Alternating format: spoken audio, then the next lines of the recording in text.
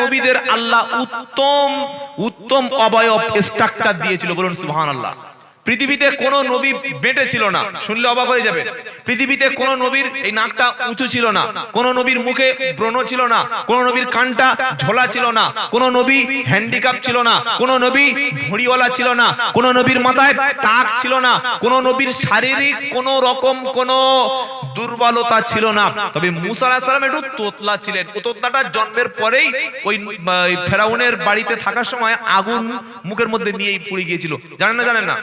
কিন্তু তোতলা থাকলেও উনি যখন আল্লাহর কাছে বললেন যে আল্লাহ আমি তো তোতলা, আর আপনি তো আমাকে বলছেন দাওয়াত নিয়ে ফেরাউনের কাছে যেতে, এখন তোতলা বক্তা যদি বক্তব্য করতে এসে বলে আলাইকুম, তো শ্রোতারা হয়তো বলবে হয়তো প্রথমে গলায় কিছু বেঁধেছে তাই সালামটা দিল। তারপরে যদি কথা না বলতে পারে বক্তব্য লোক শুনবে, এই পাড়ার ছেলেগুলো কি দেখ কোন বক্তা দাওয়াত করেছে, কথা বলতে পারে না, হবে না। মুসা নবী তো তোতলা, যাবে কোথায়? ফেরাউনের কাছে। আল্লাহর কাছে বলছে রাব্বিশরাহলি সাদরি ওয়া ইয়াসসিরলি আমরি ওয়াহলুল উকদাতাম মিন লিসানি ইয়াফকাহু কওলি।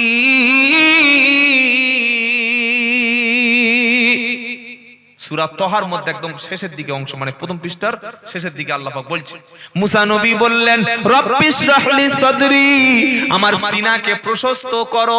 দুর্বল ব্যক্তি ফেরাউনের বাড়ি গিয়ে দাওয়াত দিতে পারবে? জোরে বলো সম্ভব না। আমার সিনাকে প্রশস্ত করো। ওয়া ইয়াসসিরলি আমরি, আমার কাজটা সহজ করো। সুবহানাল্লাহ বলেন। ওয়াহলুল উকদাতাম মিন লিসানি ইয়াফকাহু কওলি, যখন আমি কথা বলবো আমার দিকে বডি ল্যাঙ্গুয়েজটা দেখবেন, কারণ কোরআন যখন পড়া হবে বক্তার বডি ল্যাঙ্গুয়েজ দেখে বোঝা যাবে যে কি বলছে। শুনতে পাচ্ছেন না? কি বললাম আবার বলেন, আবার দেখেন রব্বিশরাহলি সাদরি ওয়া ইয়াসসিরলি আমরি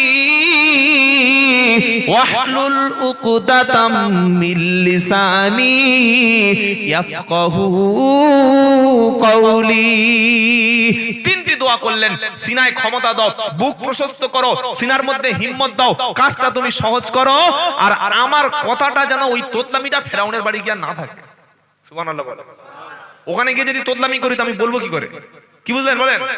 আল্লাহ তিনটি কবুল করে ওনার জীবের আড়ষ্টতা, অস্পষ্টতা, জীবের মধ্যে যে দুর্বলতা, অযোগ্যতা, অপদার্থতা সবগুলো আল্লাহ দূর করে স্ট্রংলি একদম ক্লিন এন্ড নিট, পরিষ্কার পরিচ্ছন্ন মুখের ভাষাটা সেখানে বলার তৌফিক দিলেন। আল্লাহু আকবার। এটা কোন নবী? মুসা নবী। এবার ইউসুফ নবীর কথা এখানে বলছি। আল্লাহ বলছে নবী আমি একটা ঘটনা আপনাকে বলছি, সুন্দর ঘটনা। তো আল্লাহ যখন বলছে সুন্দর, মানে কত সুন্দর হবে? কি বলছেন বলেন? আল্লাহ যখন একটা ঘটনা বলবে বলছে সেটা নিশ্চয়ই আমাদের মতো হবে না। কি বলছেন? মারাত্মক হবে। এবার ঘটনা বলার পরে আল্লাহ পাক শোনাচ্ছে যে আমি ইউসুফ নবীর ঘটনা শোনাবো। কোন নবী? ইউসুফ নবীর ঘটনা। একদম বাচ্চা।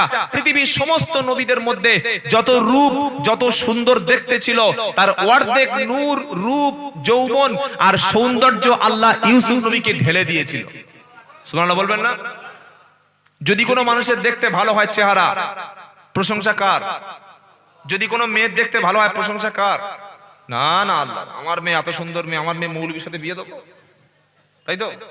আমার মেয়ে এত সুন্দর দেখতে, আমার মেয়ে সুন্দর পরে গেলে, পাড়ায় বার হলে, গোঘাটে গেলে, আরামবাগে গেলে ছেলেরা লাইন দেয়, তোর মতো ভিখারির কালো ছেলে, তোর সাথে আমার মেয়ে বিয়ে দেবো, এর মতো অহংকার পৃথিবীতে আছে? 40 বছর বয়স হয়ে গেলে চামড়া ঢিলে কিসমিস হয়ে যাবে, কুকুরেও পেচ্ছাপ করবে না, পায়খানা করলে মাছিও বসবে না, ও বলছে আমার মেয়ে দেখতে চাঁদের মতো। বোকা কথা। রূপের কোনো অহংকার করা যাবে না, মনে থাকবে ইনশাআল্লাহ। ইউসুফ আলাইহিস সালাম রাত্রে বেলা স্বপ্নে দেখলেন 11টা তারা, চাঁদ এবং সূর্য নবী ইউসুফ আলাইহিস সালামের কদমে সিজদা করছে। জোরে বলুন। স্বপ্নে দেখছে কে? ইউসুফ আলাইহিস সালাম। পরের দিন স্বপ্নের কথাটা বলছে কার কাছে? আব্বার কাছে স্বপ্ন আল্লাহর পক্ষ থেকে হয়, আবার স্বপ্ন শয়তানের পক্ষ থেকে হয়। যদি কেউ কোনো ভালো স্বপ্ন দেখে ভালো মানুষের কাছে বলতে হয়, আর স্বপ্নের তাবির ব্যাখ্যা যেমন হবে কাজটাও ঠিক সেদিকে তেমন ধাবিত হবে। নবী বলছেন তোমরা যদি কেউ স্বপ্নের মধ্যে খারাপ কিছু দেখো, বাজে কিছু দেখো, বাম দিকে ঘুম থেকে উঠে তিনবার থু থু করে থুতু ফেলে আউযুবিল্লাহ পড়ে নেবে, আল্লাহর কাছে সাহায্য চাইবে, শয়তান সারা রাত তোমাকে কখনো ধোঁকা দিতে পারবে না। কথা মনে থাকবে ইনশাআল্লাহ। অনেকে ঘুমালেই সঙ্গে সঙ্গে গো গো গো গো গো গো গো করে হয় না, হয় না, হয় না, এটা গোভূত চাপে। ওটা কি বলে, ওটা বোবা ভূত, হাদিসের পরিভাষা বোবা ভূত চাপে। তো কেউ যদি আয়াতুল কুরসি পড়ে ঘুমায় সারা রাত নিরাপদে থাকবে। বলুন সুবহানাল্লাহ। স্বপ্নে সকালে ছেলে দেখছে। আরেকটা কথা মনে রাখবেন, নবীদের স্বপ্ন সর্বদা সত্য হয়। সুবহানাল্লাহ বলে। আল্লাহর নবী আম্মা জান আয়েশা সিদ্দিকা রাদিয়াল্লাহু তাআলা আনহা তার বিয়ের আগে নবীজি একদিন দেখলেন, নবীজি আম্মা জান আয়েশা সিদ্দিকা রাদিয়াল্লাহু তাআলা আনহাকে নবীজি স্বপ্নে দেখলেন জিবরাইল আলাইহিস সালাম জান্নাত থেকে সুন্দর একটা রেশমের চাদর এনে নবীর হাতে তুলে দিয়েছে, দিয়ে বললেন ইয়া রাসূলুল্লাহ, ইয়া হাবিবাল্লাহ, এই চাদরটা, এই রুমালটা আপনি খুলে দেখুন। নবীজি রুমালটা খুলে দেখলেন সুন্দর একটা মহিলা। নবীজি জিজ্ঞাসা করলেন জিবরাইল, এই মহিলাটাকে? জিবরাইল বললেন হে আল্লাহর রাসূল সাল্লাল্লাহু আলাইহি সাল্লাম, এই সুন্দরী মহিলা হলো আপনার পরবর্তী স্ত্রী, ইনি আয়েশা সিদ্দিকা, আবু বকর সিদ্দিকের কন্যা। তাই নবীজি সব সময় বলতেন আয়েশা, তোমাকে বিয়ের আগে আল্লাহ তাআলা জিবরাইলের মারফতে আমাকে তিনি দেখিয়েছেন। নবীর স্বপ্ন কিন্তু সত্য হয়েছে, হয়েছে না হয় নাই? আবার ইব্রাহিম নবীও স্বপ্ন দেখেছেন, জানেন না? জানেন না? জানেন না? ফালাম্মা বালাগা মাহু সাইয়া ক্বালা ইয়া বুনাইয়া ইন্নী আরা ফিল মানামি আন্নী আদবাহু ফানদুর মাদা তারা ক্বালা ইয়া আবাতি ফাআলতু উমার সাতাজিদুনি ইনশাআল্লাহু মিনাস সাবিরিন। এটা 23 পারা সূরা সফফাতের একদম 100 নম্বর আয়াত, 8 পৃষ্ঠা, ওই 10 11 নম্বর বা 8 9 নম্বর লাইন হবে। ইব্রাহিম নবী স্বপ্ন দেখছেন যে ছেলেকে কি করছি, জবাই করছি। উনি রাতে দেখলেন, নবীদের স্বপ্ন সত্য। পরের দিন সকালে ছেলেকে বলছে ইয়া বুনাইয়া ইন্নী আরা ফিল মানামি আন্নী আদবাহুক, হে আমার ছেলে ইসমাইল, আমি স্বপ্নে দেখছি তোমাকে জবাই করছি, তুমি কি বলছো বলো। ছেলে সেদিন কি বলেছিলেন যে বাবা আমাকে জবাই টবাই করার দরকার নাই, গোটা তারিখ গরু জবাই করতে, এরকম বলেছিল তো নাকি? কি বললেন?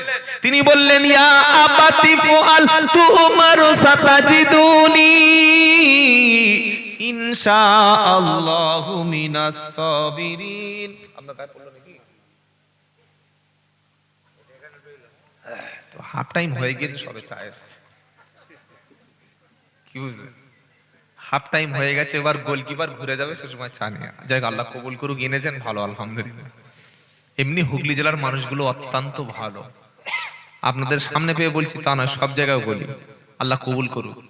মানুষ যদি দেখতে হয় আমাদের 24 পরগনায় যাবে, ভয়ঙ্কর একটা বক্তা ছিল, ওই খোকা মাওলানা, না জানেন খোকা মাওলানা সাহেব? খুব ভালো মানুষ। উনি আমাদের 24 পরগনায় একটা জলসায় গিয়েছিল, আমি অনেক ছোট তখন ওনার ভিজিট অত ছিল না, ওনার কথা বলছি। এবার গিয়েছি, ওই মিলাদ জলসা করে, আগে তো বক্তারা রাতে থেকে যেতেন, জামাটা খুলে টাইয়ে দিয়েছি, পকেটে ছিল 400 টাকা, বার করে নিয়ে আবার যাওয়ার সময় হাদিয়াটা ওই মাল দিয়ে দিয়েছে। কি বুঝতে পারছেন? সাংঘাতিক লোক। কিন্তু হুগলি জেলার লোক খুবই ভালো, ভদ্র, আল্লাহ কবুল করুক।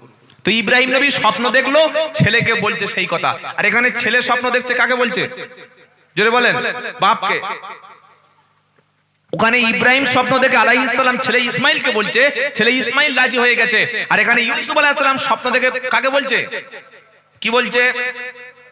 ইদ ক্বালা ইউসুফু লিআবিহি ইয়া আবাতি, যখন ইউসুফ আলাইহিস সালাম তার পিতাকে বললেন ইন্নী রাআইতু, নিশ্চয়ই আমি দেখেছি।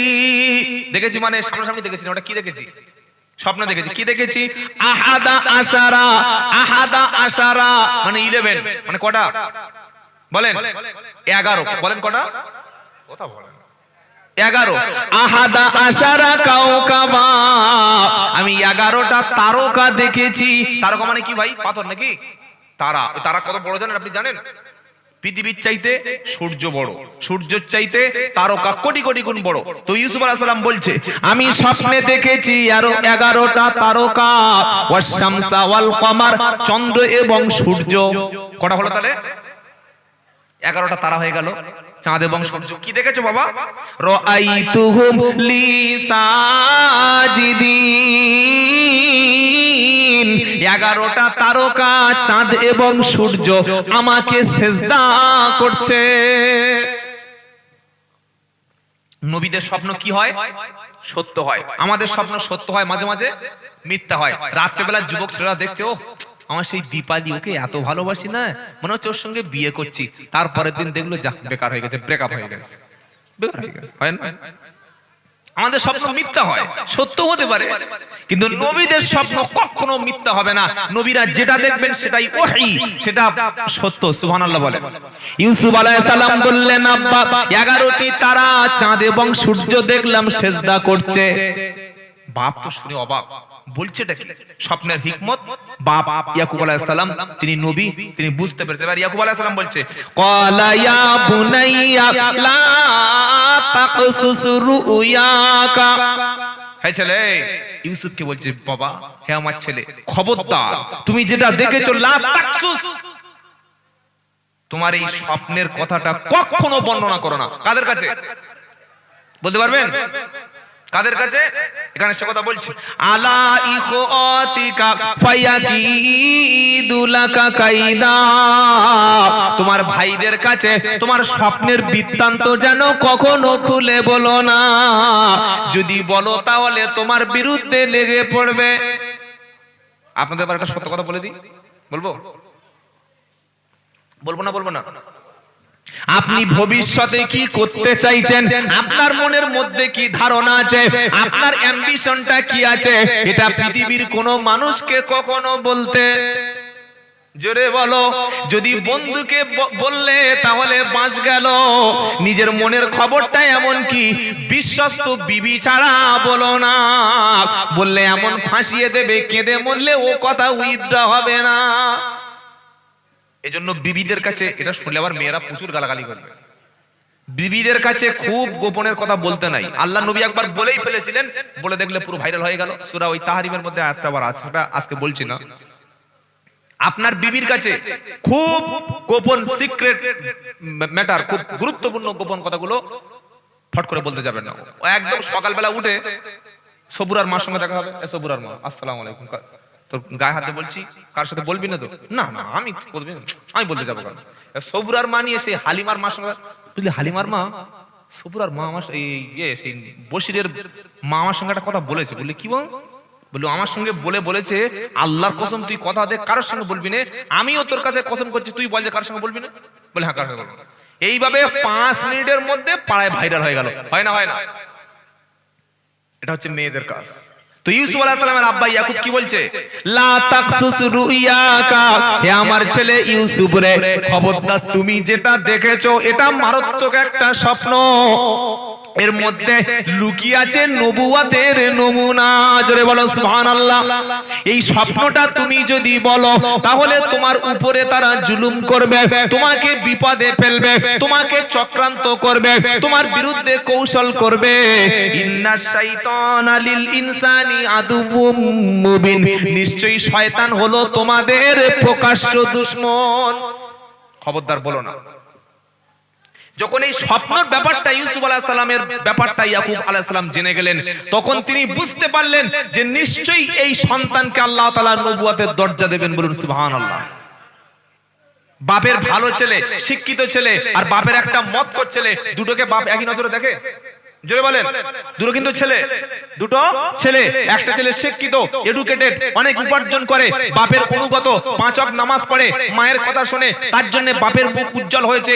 এই ছেলেটাকে বাপ যে দৃষ্টিতে দেখবে, আরেকটা মদখোর ছেলে অপরের নারী নিয়ে টানাটানি করে, থানায় 3টে কেস আছে, এই দুটো ছেলেকে এক নজরে দেখবে? তো ছেলেরা ওই যে 10 ভাই আর ফের ওনার আরেকটা ভাই 11 ভাই, সবাই দেখছে যে বাপ আগের মতো আমাদের অতটা ভালোবাসছে না যতটা না ইউসুফকে বাসছে। চলতে ফিরতে খালি ইউসুফ ইউসুফ, কোথায় গেল আমার ছেলে, কই ছেলে? ইউসুফ আলাইহিস সালাম কি খাবে, ছেলে গোসল করবে কখন, কোথায়, মানে 24 ঘন্টা চোখের উপর থেকে ইয়াকুব আলাইহিস সালাম ছেলেকে চোখের দৃষ্টি ফেরাচ্ছে না, বলুন সুবহানাল্লাহ। আর ভাইদের মধ্যে সবচাইতে উত্তম মানে দেখতে ইউসুফ আলাইহিস সালামকে করে দিয়েছিল। এত নূর, এত আল্লাহর পক্ষ থেকে নবুয়তের নূর দিয়েছিলেন, চোখ ফেরানো যেত না। তখন অন্যান্য ভাইরা বলল, এ তো মারাত্মক ব্যাপার, এ তো বাজে জিনিস হচ্ছে। আমরা 10 ভাই 11 ভাই থাকতে আমাদের বাপ শুধু একটা ভাইয়ের পিছনে এত ভালোবাসছে, কি নিশ্চয়ই ব্যাপার আছে। তারা বলতে লাগলো, তারা বলছে ক্বালা ইদ ক্বালু লা ইউসুফু ও আখুহু আহাব্বু ইলা আবিনা মিন্না ওয়া নাহনু উসবা ইন্না আবানা লাফি যালালিম মুবিন। ইউসুফ আলাইহিস সালামের অন্যান্য 11টি ভাই 10 ভাই বলতে লাগলো, আমাদের বাপ আমাদের মতো 10টা ভাই থাকতে আমাদেরকে অত ভালোবাসে না। এখন দেখতে পাচ্ছি ইউসুফকে বাপ সবচাইতে বেশি ভালোবাসছে, অথচ আমরা সুসংহত একটা দল, আমরা 10 ভাই একদম একদিকে, আমাদের ক্ষমতা আছে, আমাদের ইউনিটি আছে, আমাদের বাদ দিয়ে বাপ কেন ইউসুফকে ভালোবাসছে? নিশ্চয়ই বাপ একটা ভুল পথে যাচ্ছে।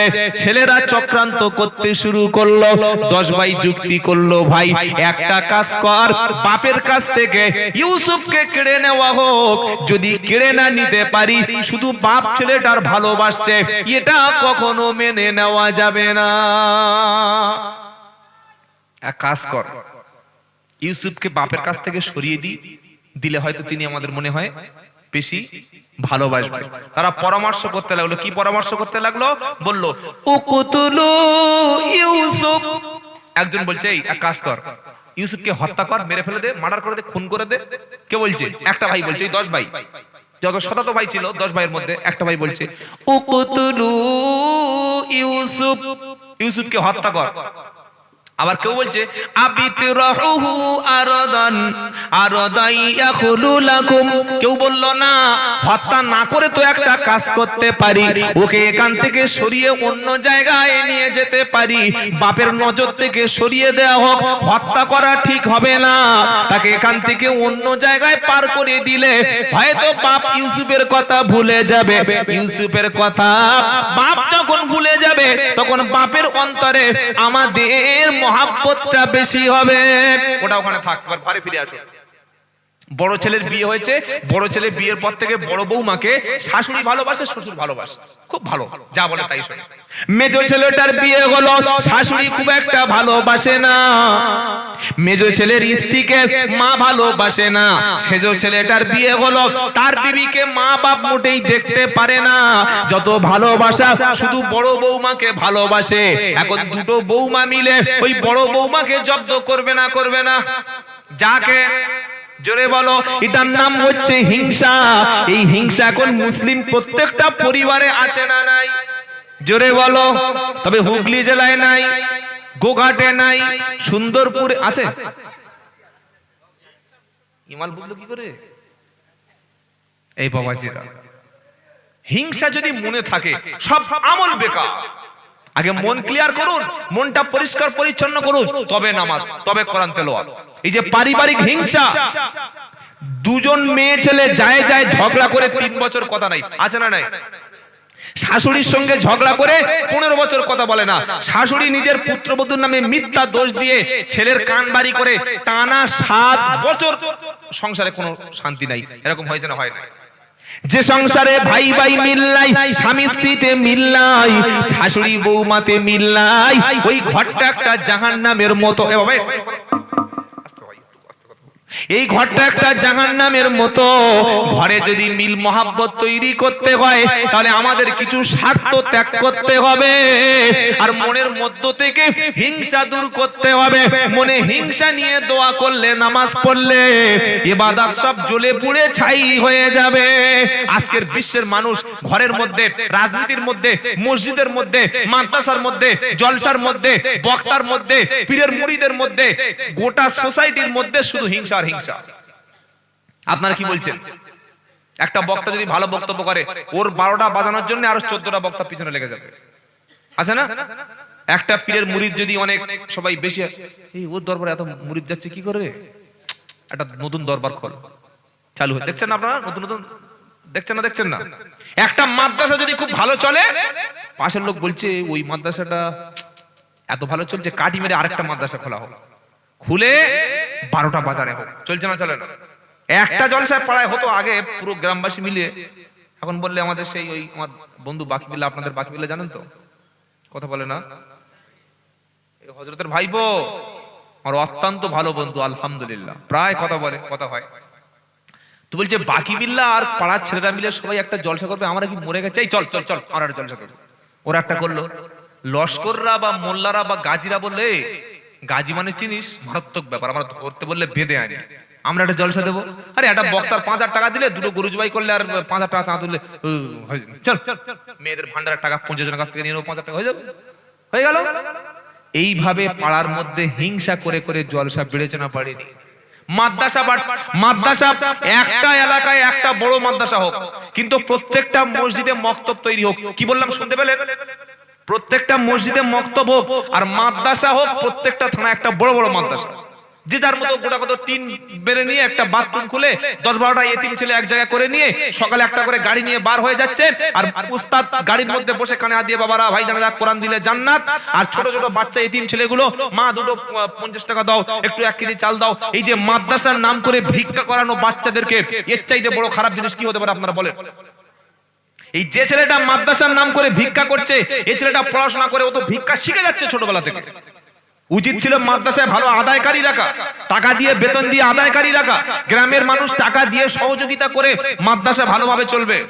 চলবে না কে বলেছে? বড় বড় মাদ্রাসা চলছে, কোটি কোটি টাকা উপার্জন মানুষ দিয়েই যাচ্ছে সব এলাকায়। আবার মাদ্রাসার নাম করে চাঁদাও তুলে লোক খাচ্ছে, আপনি শুনলে অবাক হয়ে যাবেন। বলছে আমার মাদ্রাসা চলছে, হঠাৎ করে একটা কাশফুল উলুম, ঘাসফুল উলুম বলে দিল, গিয়ে দেখি কোনো উলুম টুলুম নাই, ওটা পোল্ট্রির ফার্ম। হ্যাঁ, আল্লাহ হেফাজত করুন। আপনারা যখন দান করবেন, যাচাই বাছাই করে একটু দান করবেন, ধান্দাবাজি করে। আমি যে এলাকায় থাকি, একটু বাড়ি গিয়েছি, সকালে দেখি আমার বাড়ি থেকে ফোন করেছে, করে বলছে, আমাকে বলছে যে তোমার নাম করে ওই মহল্লায় এসে বলছে জুবায়ের সাহেব, আমি ওনাকে চিনি আর উনি আমার বন্ধু, আমার মাদ্রাসায় দান করো। ছেলেরা এবার বিল দেখলো, সন্দেহ হলো, বলে আমার কাছে ফোন করেছে। এবার না, আমার মাদ্রাসা তো ভাবে চাঁদা তোলা হয় না, আমার মাদ্রাসা আছে একটা, চাঁদা তোলা হয় না। ওই একজন লোক আছে, সে গ্রাম থেকে যতটুকু তোলে, আর মাসিক সিস্টেম করা আছে, কেউ মাসে 1000, কেউ 200-500, এই সিস্টেমে চলে যায়, এরকম তো চাল তোলা হয় না। আমি বললাম ভাই, ক্লাবে আটকে রেখে যতটুকু মেহমানদারি করার করে দিন, আর কি বলবো, কি বুঝলেন বলেন? এই ধান্দাবাজিগুলো বন্ধ করা দরকার। কথা বুঝেছেন বাবাজি? তো হিংসা আমাদের শেষ করে দেয়। আমি একটা তবলিগ জামাতের ভাইকে বুকে করে নেব, আমি একটা ফুরফুরার মুরিদকে বুকে নেব, আমি একটা হানাফি হয়ে একটা শাফি মাযহাবের লোকের দাওয়াত করে খাবো, আমি একটা আলে হাদিস হয়ে একটা বেরেলিকে দাওয়াত করব, আমি সিপিএম হয়ে তৃণমূলের বাড়িতে গিয়ে খাবো, আমি তৃণমূল হয়ে কংগ্রেসের বাড়িতে দাওয়াত গিয়ে খাবো, আমি একটা শিক্ষিত একটা অশিক্ষিত ভাইয়ের সঙ্গে মিশবো। এই ঐক্য, এই সংহতি, এই সম্প্রীতি, এই সৌহার্দ্য, এই ইউনিটি যতক্ষণ না আমাদের জাতির মধ্যে তৈরি হবে, ততক্ষণ মোদির জুতো খেতে হবে, আপনি রেহাই পাবেন না। খারাপ লাগছে বললাম বলে নাকি? কেন আমি একটা অমুসলিমকে যদি ভালো ব্যবহার করি, সে তো আমার থেকে ভালো শিখবে। আমার ভাই যদি সে একটা অন্য দলের হয়, আমি কাফের বলে ফতোয়া দেব না। সকলে বলুন আমরা সবাই কলেমার ভাই, বলুন আল্লাহ কবুল করুক, বলুন আমিন। কে তবলিগ, কে ফুরফুরা, আরে তার জবাব সে দেবে কিয়ামতের দিন। তবলিগ, ফুরফুরা, আজান গাছি, কাদ দিয়া কিচ্ছু জিজ্ঞাসা করা হবে না। নামাজ, কোরআন, আমল আছে, বাহ তুই জান্নাতে চলে যা। কোন পীরের মুরিদ, কবার জামা দেখেছিস, টুপি পরেছিস কিনা, তো টুপি থাকবে না কিয়ামতে, টুপি উলঙ্গ অবস্থায় উঠবে, খাতনাবিহীন অবস্থায়। আল্লাহ কবুল করুক, বলুন আমিন। ইউসুফের ভাইরা বলল কি উকতুলু ইউসুফ আবিতরাহু, ভাই ইউসুফকে হত্যা করো অথবা অন্য কোন জায়গায় নির্বাসন করো। যদি তোমরা করতে পারো তবে তোমরা বাপের কাছে নিজেকে ভালোবাসার পাত্র হিসাবে গণ্য হবে। ইয়াকুব আলাইহিস সালাম তার কলিজার টুকরো পুত্র ইউসুফ আলাইহিস সালামকে সব সময় চোখের উপরে রাখতেন, কখনো মুখ ফেরাতেন না, এত বেশি ভালোবাসতেন। ইউসুফ আলাইহিস সালামের অন্য ভাইরা বলল ক্বালা কাইলুম মিনহুম লা তাকতুলু ইউসুফ ও আলকুহু ফি গায়াবাতিল জুব্বি। একটা ভাই বলছে, কি বলছে জানেন? বলছে এক কাজ কর, ইউসুফকে হত্যা করিস না, বরং তাকে নিয়ে একটা কুয়ার মধ্যে ফেলে দে। ভাই দেখছেন কোথায় ফেলছে ভাইকে? ভাই কোথায় ফেলছে? বলছে মেরে দিস না, অন্য কোন জায়গায় করিস না, কাজ কর, ওকে একটা কুয়ার মধ্যে ফেলে দে, ওটাই অন্তত বেঁচে থাক, অন্তত বেঁচে থাকতে। বলে ঠিক আছে। আর আব্বার কাছে গেছে ইয়াকুব আলাইহিস সালাম, গিয়ে বলছে আসসালামু আলাইকুম আব্বা জান, আমরা প্রত্যেকদিন ঘুরতে বেড়াই, আমরা প্রত্যেকদিন ধরুন আরামবাগে যাই, ওখানে গিয়ে ভালো ভালো খেলা করি, মাঠে আমরা ঘুরি, ফলমূল খাই, তো আমরা 10 ভাই যাচ্ছি, আমাদের প্রিয় ভাই ইউসুফকে একটু সঙ্গে পাঠিয়ে দিন। ইয়াকুব আলাইহিস সালাম দেখছি তো ভাব খারাপ, কি কোনদিন বলে না, আজকের হঠাৎ করে এত মানে রহস্য, ব্যাপারটা অন্যরকম লাগছে। তখন ইয়াকুব আলাইহিস সালাম বললেন না বাবা, ও আমার ছেলেকে তোমরা নিয়ে যাও না, ও তোমরা খেলা করবে, তোমরা গাছের ফলমূল পাড়বে, তোমরা তীর ছুড়বে একে অপরের সঙ্গে খেলা করতে করতে, আমার ছেলে, ছোট ছেলে হয়তো ওই অসতর্ক অবস্থায় বাঘ বা অন্য কিছু নিয়ে চলে যাবে। ওই যে বললেন ইয়াকুব আলাইহিস সালাম বাঘ বা অন্য কেউ নিয়ে চলে যাবে, ওই কথাটা 10 ভাই ডুবে নিলেন। বুঝতে পারছেন? ওই কথাটাই ডুবে নিলেন। নিয়ে বলছে আব্বা আপনি কি আমাদের বিশ্বাস করেন না? কি বলছে শোনেন, ক্বালু ইয়া আবানা মালাকা লা তা'মান্না আলা ইউসুফ। আল্লাহু আকবার, যেন ইতিহাসের মতো আল্লাহ বলছে। ইয়াকুব আলাইহিস সালামের ছেলেরা 10 ভাই বলছে আব্বা আপনি কি আমাদের বিশ্বাস করেন না?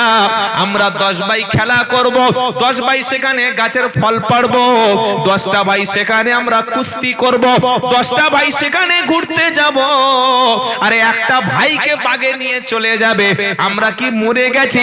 আমরা কি একেবারে কেউ নয়? আপনি কেন আমাদের বিশ্বাস করেন না? ওয়া ইন্না লাহু লানাসিহুন, আমরা তো ইউসুফের হিতাকাঙ্ক্ষী, আরে ও তো আমাদের ভাই, মা আলাদা কিন্তু বাপ এক, ও তো আমাদের কলিজার ভাই, আমাদের রক্তের সঙ্গে ইউসুফের রক্তের মিল আছে, আমাদের ডিএনএ এর সঙ্গে ইউসুফের ডিএনএ এর মিল আছে, কেন আমরা ওকে দেখব না? আমরা তোর হিতাকাঙ্ক্ষী। বুঝতে পারছেন দুষ্ট লোকের কথাগুলো সব সময়? দুষ্টু লোকের মিষ্টি কথা বসবে এসে পাশে, কথা দিয়ে কথা নেবে, জানটি নেবে। যখন কোন শত্রু আপনাকে ক্ষতি করবে তখন বন্ধু হয়েই ক্ষতি করবে। যখন দেখছে শত্রুতা করে পাচ্ছে না, এসে বলে আসসালামু আলাইকুম, আর শুধু সালাম দেবে, তারপরে বলে চলো চা খেয়ে আসি। এইভাবে যে কি ক্ষতি আপনার করবে ভাবতে পারবেন না। তো ছেলেরা বলছে আব্বা আমরা তোর ভাই, আমরা গিয়ে খেলবো, আমরা কি ওর ক্ষতি চাই? আমাদের একটা ভাইয়ের বাগে খাবে, আমাদের একটা ভাইয়ের ক্ষতি হবে, এটা আমরা সহ্য করতে পারি? ওটা বাজে বলুন তো দেখি। ও সব 11:45।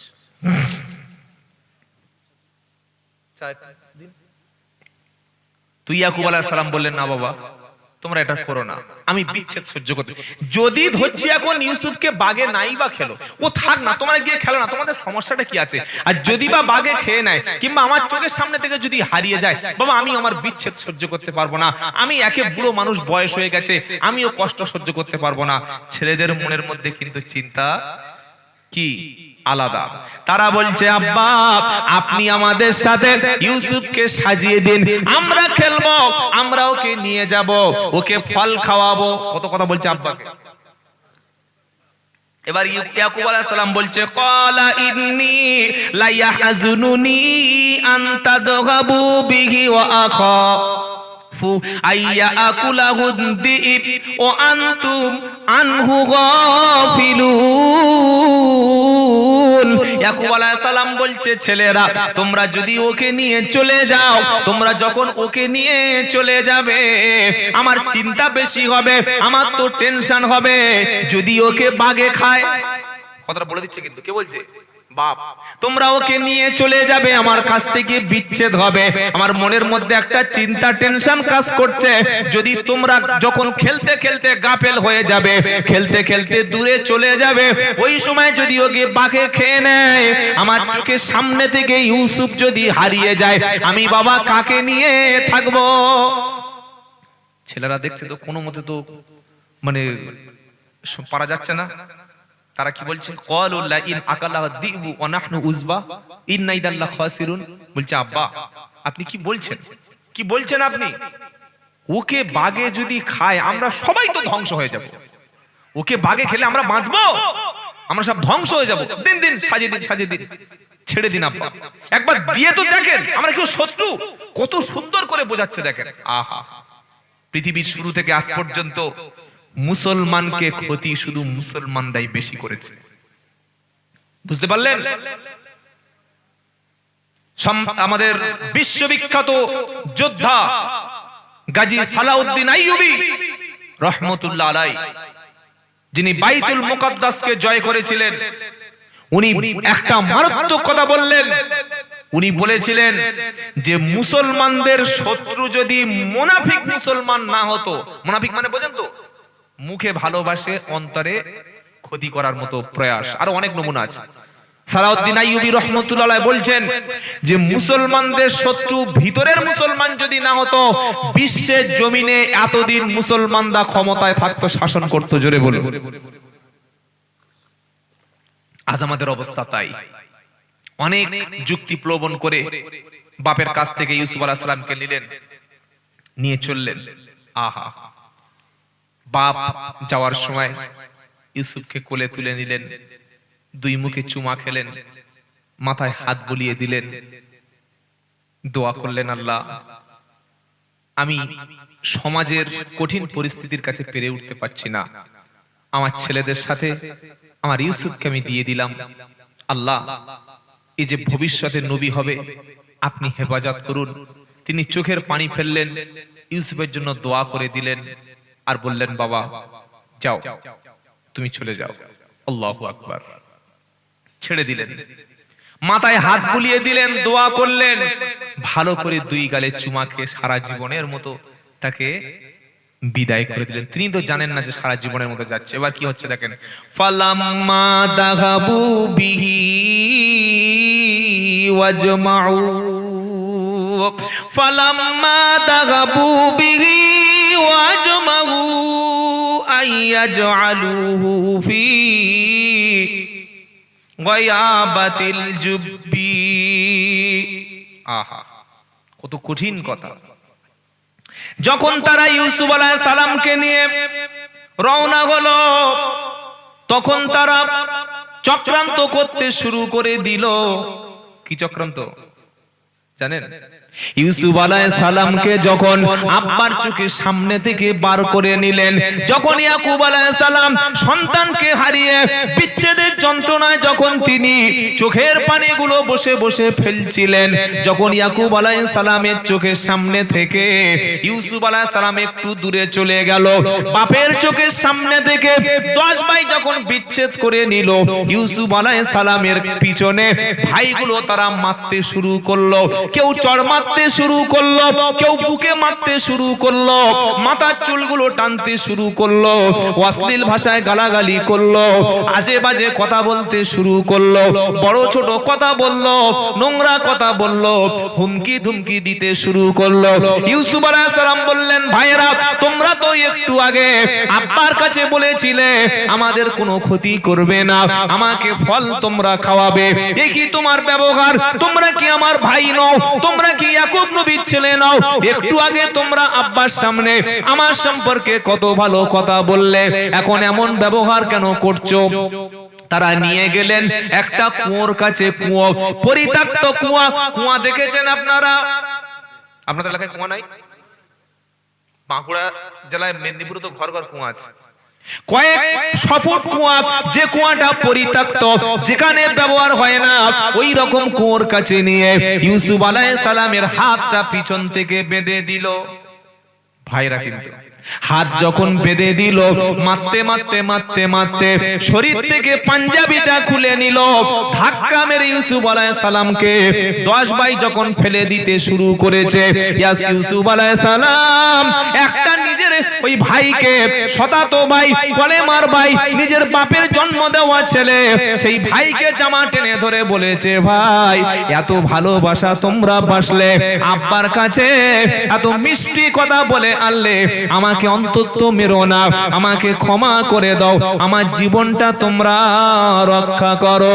জামা যখন টেনে ধরলো, ওই দুশমন তখন মন এত শক্ত হয়ে গেল ভাইদের, জামাটা টেনে হিঁচড়ে নিয়ে দড়ি দিয়ে বেঁধে কুয়োর মধ্যে যখন ছুঁড়ে ফেলে দিল, ইউসুফ আলাইহিস সালাম হাত দিয়ে কুয়োর একটা পাথরটা যখন টেনে ধরলো, হাতটা কুয়োর মধ্য থেকে ছিটকে ঠেলে ফেলে দিল, দড়িতে ঝুলিয়ে দিল, ঝুলিয়ে দিয়ে যখন কুয়োর মাঝখানে চলে গেছে, একজন ভাইদের মধ্যে একজন নরাদম দড়িটা কেটে দিল, ইউসুফ আলাইহিস সালামকে কুয়োর মধ্যে যখন ফেলে দিল, আল্লাহ পাক বলছে, জিবরাইল চলে যা, চলে যা, আমার নবীর কাছে চলে যা, আমার ছোট্ট বান্দার কাছে চলে যা, কয়েকশো ফুট গভীরে আমার ছোট্ট ইউসুফ অন্ধকার কুয়ার মধ্যে থাকবে, বাচ্চা মানুষ ভয় থেকে হার্ট অ্যাটাক করতে পারে, বাচ্চা মানুষ অন্তর দুর্বল হয়ে যাবে, জিবরাইল তুই চলে যা, ইউসুফ আলাইহিস সালামের কাছে গিয়ে তাকে একটা সুন্দর ও সান্ত্বনা দিবি, আমি আল্লাহর পক্ষ থেকে সবরের সবক শিখিয়ে দিবি।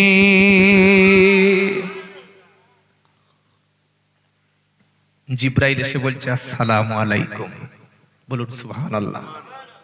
যখন দড়িটা ছিঁড়ে দিল, কেটে সব ভাই চলে গেল, তলায় একটা বড় পাথর, সেই পাথরটা আল্লাহর রহমতে ইউসুফ আলাইহিস সালামের পায়ের কাছে চলে আসলো, বলুন না সুবহান।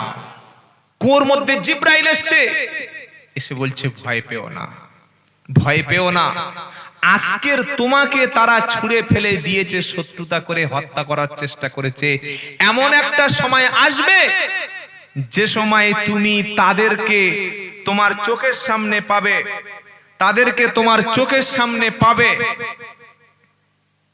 তারা তোমাকে বুঝতে পারবে না যে তুমি মিশরের প্রেসিডেন্ট হয়ে গেছো, অথচ তুমি চিনতে পারবে এই সেই আমার ভাই। জোরে বলেন সুবহান।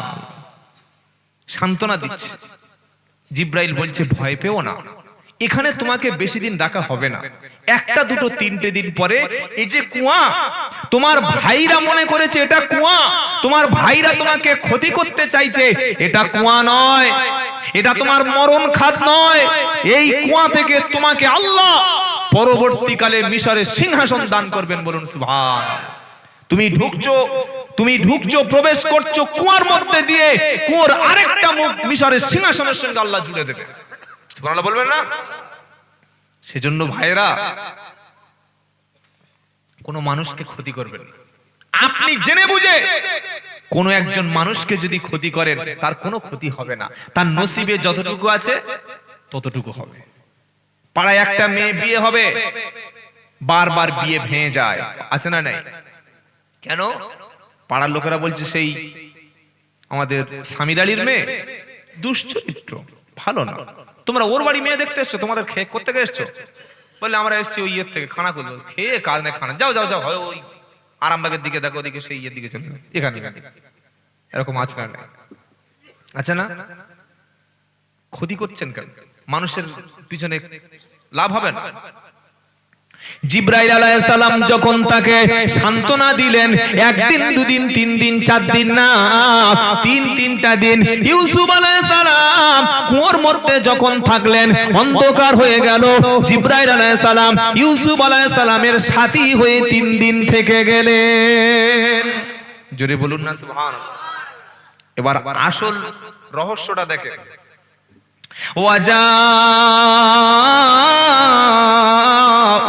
আবাহুম ঈশা'আন ইয়াবকুন, 10টা ভাই ইউসুফ আলাইহিস সালামকে কুয়োর মধ্যে ফেলে দিয়ে ভাইগুলো সবাই একত্রে ইউসুফ আলাইহিস সালামের ভাইগুলো ইয়াকুব আলাইহিস সালামের কাছে রাত্রে বেলা ফিরে গেল। রাত্রে বেলা ভাইগুলো ফিরে গিয়ে আব্বার কাছে কেঁদে কেঁদে বলছে, আব্বা আমরা যখন ইউসুফকে নিয়ে খেলা করছিলাম, তীর ধনুক প্রতিযোগিতা করছিলাম, আমাদের মাল সামানগুলো, আমাদের আসবাবপত্রগুলো, আমাদের জামা কাপড়গুলো আমাদের ভাই ইউসুফ আলাইহিস সালামের কাছে আমরা রেখে যখন দৌড়াদৌড়ি করছিলাম, ওই সময় অসতর্ক মুহূর্তে একটা বাঘ এসে নেকড়ে এসে আমাদের ভাই ইউসুফকে খেয়ে ফেলেছে। কাঁদতে লাগলো, 10 ভাইয়ের কান্নাটা এত অভিনয় করে কাঁদতে লাগলো, কেঁদে কেঁদে বলছে, আব্বা আমরা যেটা বলছি এটা সত্য, কিন্তু জানি আপনি বিশ্বাস করবেন না। কোরআন নকল করছে, ওয়াজা আবাহুম ঈসা আইয়াবকুন। রাত যখন হলো, রাতের অংশের মধ্যে 10 ভাই কাঁদতে কাঁদতে ইয়াকুব আলাইহিস সালামের কাছে গিয়ে বলছে, আব্বা এই দেখুন ইউসুফের জামা, এই জামায় দেখুন ইউসুফের রক্ত লেগে আছে, বাঘে তাকে নিয়ে চলে গেছে, আমরা বাঘের হাত থেকে ছাড়াতে পারিনি, সেই রক্তটা জামায় লেগে আছে। ইয়াকুব আলাইহিস সালাম বুঝতে পেরেছেন এটা ছলনা। জামাটা নাকের কাছে নিয়ে কাঁচা ছাগলের গন্ধ পেলেন। ইয়াকুব আলাইহিস সালাম বললেন, হে ছেলেরা, তোমরা যে বলছো আমার ছেলেটাকে বাঘে নিয়ে চলে গেছে, বাঘ যদি সত্যি আমার ছেলেকে ধরলো, সত্যি যদি আমার বাঘ আমার ছেলেকে টানাটানি করতে থাকে, তোমরা বাঘের হাত থেকে ইউসুফকে ছাড়াতে পারলে না, জামাটা কিন্তু ছাড়িয়ে নিলে, যদি সত্যি বাঘে ধরতো জামায় তাহলে কোনো এক জায়গায় ছেঁড়া থাকতো। কই এ তো ভালো জামা, বুঝতে পারছেন না? কোরআন একটা মানুষকে যদি বাঘে ধরে, বাকি জামাটা খুলে ফেলে দিয়ে তাকে নিয়ে চলে যাবে? তো জামা তো গায়ে দেওয়া অবস্থায় ধরেছে। তোমরা বলছো ইউসুফের কাঁচা রক্ত লেগে আছে, টানাটানি করে জামা ছিঁড়ে নিয়েছি, তো ছেঁড়া দাগটা কই? তারা কি বললো? তারা বলছে যে আমরা যেটা বলছি সত্য, কিন্তু আপনি বিশ্বাস করবেন না। বুঝতে পেরেছেন? এবার ইউসুফ আলাইহিস সালাম দেখছে ছেলেগুলো নবুয়াতের দুশমন হয়ে গেছে। কিসের দুশমন? নবুয়াতের দুশমন, দাওয়াতের দুশমন, কলেমার দুশমন, ভাইদের দুশমন। সুতরাং এবার তিনি কাঁদতে শুরু করেছেন। আর কি বলছেন? ফাসাবুরুন জামিল ওয়াল্লাহুল মুস্তাআনু আলা মা তাসিফুন। ফাসাবরুন জামিল, আমি উত্তম ধৈর্য ধারণ করব। বলুন সুবহান। তোমরা যেটা বলছো এই বিষয়ে আমি শুধু আল্লাহর সাহায্য কামনা করি। সুবহানাল্লাহ। ফাসাবরুন জামিল, উত্তম ধৈর্য ধারণ করব। নবীদের টেকনিক, কথা বলার হিকমা অনেক লম্বা। তিনি শুধু যদি বলতেন যে সবর করব, সবর সবর হয়ে যেত। কিন্তু ফাসাবরুন জামিল, জামিল শব্দ এখানে যুক্ত করেছেন উত্তম ধৈর্য ধারণ করবে। এখন তো কিছু করার নাই। আমি যদি এখন বলি যে তোমরা মেরেই দিয়েছো, আমার তো কিছু লাভও হবে না, বরং উল্টা আমার সত্যতা শুরু করবে। তিনি চুপচাপ হয়ে গেলেন। কি হয়ে গেলেন? চুপচাপ হয়ে গেলেন, কিছু বললেন না। একদিন, দুদিন, 3 দিন, 3 দিন পর্যন্ত ইউসুফ আলাইহিস সালাম কুয়ার মধ্যে যখন পড়েছিল, ভাইগুলো প্রত্যেকদিন সকালবেলা কুয়ার কাছে গিয়ে চতুর্দিকে ঘোরাঘুরি করত, দেখতো ইউসুফ বেঁচে আছে না মরে গেছে। আল্লাহু আকবার। কত বড় দুশমন দেখেছেন? দেখছেন? 3 দিন পরে একদল বণিক ওই কুয়োর পাশ থেকে যাচ্ছিল। বণিকগুলো তারা যাওয়ার সময় প্রচন্ড তৃষ্ণা লাগলো, বলল কুয়োর মধ্যে একটা বালতি ফেলে দাও, বালতির মধ্যে যদি মিষ্টি কিছু পানি ওঠে কুয়োর পানিটা পান করব। এখনো মিশরে যেতে আমাদের কয়েকদিন সময় লাগবে মিষ্টি পানির জন্য। প্রতীকেরা যখন বালতিটা কুয়োর মধ্যে ফেলে দিল, বালতিটা ফেলে দেওয়ার পরে তারা দেখতে পেল আল্লাহ পাক বলছে, জিব্রাইল, ইউসুফ নবী 3 দিন কুয়োর মধ্যে ছিল, একটা বালতি যখন এসে গেছে, জিব্রাইল আমার ইউসুফকে বালতির মধ্যে বসিয়ে দে। দড়িটা ধরলো, সবাই বলল বালতি তো এত ভারী না, বালতিতে 8 থেকে 10 লিটার পানি থাকবে, এত ভারী হবে কেন? অনেক কষ্ট করে 2-3 জন টেনে টেনে তুলে দেখলো একটা শ্রেষ্ঠ সুদর্শন পুরুষ, জোরে বলেন। তারা বলল কলাইয়া বুশুর হাদা গুলাম, সুবহানাল্লাহ। তারা বলল কি খুশির সংবাদ, এ তো একটা সুন্দর পুত্র, এ তো একটা সুন্দর বালক, এ তো একটা সুন্দর ব্যক্তি।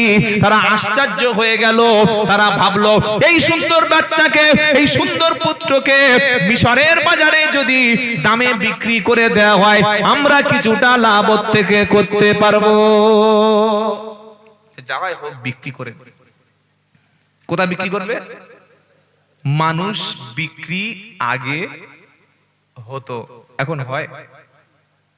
আপনাদের এলাকায় হয় না? হয় না তো? যদি আমি দেখাতে না পারি ওই গাড়িটা আমার, আপনারা নিয়ে নেবেন। আমি দেখাচ্ছি আপনাদের, দেখাবো যে মানুষ, আপনাদের পাড়ায় মানুষ বিক্রি, আমি দেখাবো আপনাদের।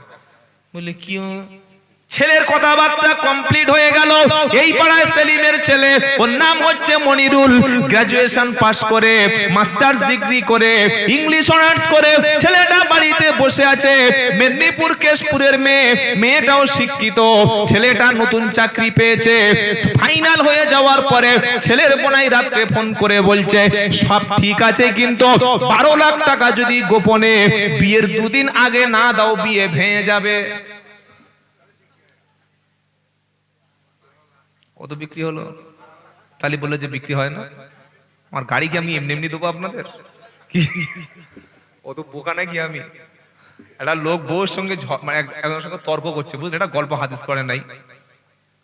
বলছে যদি আমি হেরে যাই আমার বউটা তো দিয়ে দেবো। বউটা কাঁদছে, বলছে কি হারামি লোক দেখো, 2 ছেলের আগে যাও তো হতো, বিয়ের 1 সপ্তাহ পরে তো এরকম তর্ক করতে পারতে।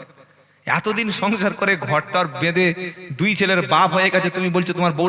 বলছে চুপ কর না, আমি হারলে তবে তো দেবো বউটা, হারবই না। আমি বোকা কি গাড়িটা দিয়ে দেবো? আমি কি হেঁটে হেঁটে বাড়ি যাবো নাকি? এ বাবাজিরা সোনালালেরা, আগে মানুষ বিক্রি হতো বাজারে, এখন 25 বছর 30 বছরে 30, 40, 50, 60, 70, 80 কেজি, 40 কেজি, 60 কেজি ছেলেগুলিকে বাপ মেয়ের হাতে ছেড়ে দিয়েছে বিয়ের আগে। বিক্রি হয়ে গিয়েছে না, যায় না? কেউ 10 লাখ, কেউ 5 লাখ, কেউ বাইক, কেউ সোনার অলংকার, কেউ খাট গদি গোপনে গোপনে বিক্রি করে দিয়েছে। এখন বিয়ে করেছে মানে বউ একটা কেনা গোলাম পেয়ে গেছে। পায় না? পায় নাই? কেনা গোলাম।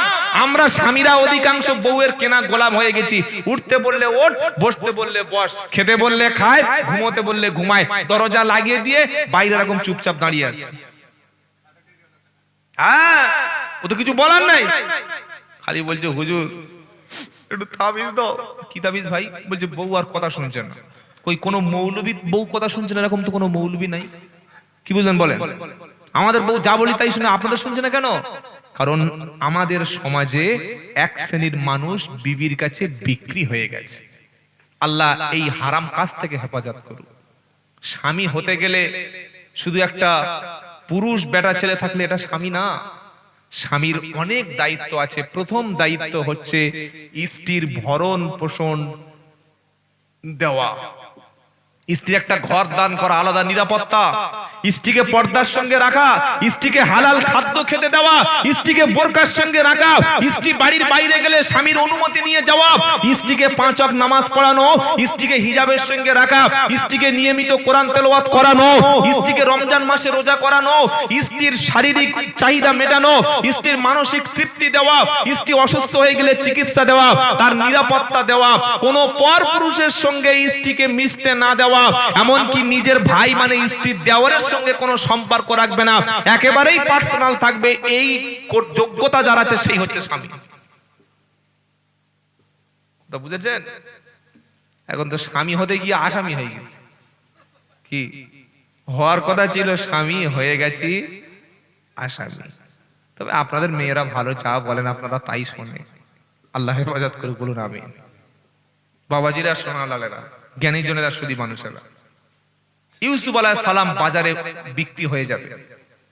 মিশরের বাদশা আজিজ বাজারে এসে দেখছে খুব একটা পছন্দ হচ্ছে না। কেউ কালো, কেউ টেপা, কারোর কোমরটা বাঁকা, কি বুঝলেন, কারোর মাথায়, এরকম ছেলে পছন্দ হচ্ছে না। একদম দূর থেকে দেখতে পেয়েছে সুন্দর চাঁদের মতো ছেলে দাঁড়িয়ে আছে, কি বলছে, নাম কি, বলছে ইউসুফ। সুবহানাল্লাহ বলবেন না? দেখেই পছন্দ হয়ে গেছে। আল্লাহু আকবার। এই ছেলে আমার চাই। কত টাকা? 40 দিরহাম লাগবে। কোরআনে এসেছে দারাহিমা, দিরহামের বহু বছর। বিক্রি হয়ে গেল, নিয়ে নিলেন। কে নিলেন? মিশরের যে মানে কোষাধ্যক্ষ, সমস্ত হিসাব রক্ষক, তার নাম ছিল আজিজ। কিনে নিলেন। কিনে নিয়ে ইউসুফ আলাইহিস সালামকে কিনে নিয়ে বাড়ির দিকে চলে যাচ্ছে। বাড়ির দিকে যাওয়ার সময় তাদের প্রাপ্যটা বুঝিয়ে দিয়েছে। ভাইগুলো খবর পেয়েছে যে আমাদের পথের কাঁটাটা দূর হয়ে গেছে। ইউসুফ আলাইহিস সালাম তিনি নিঃসঙ্গ হয়ে গেছে। ইয়াকুব আলাইহিস সালাম ভেবে নিয়েছেন যে আমার ছেলে আর কি, যদি বলেন ছেলে আর নাই, ভেবে নিয়েছে।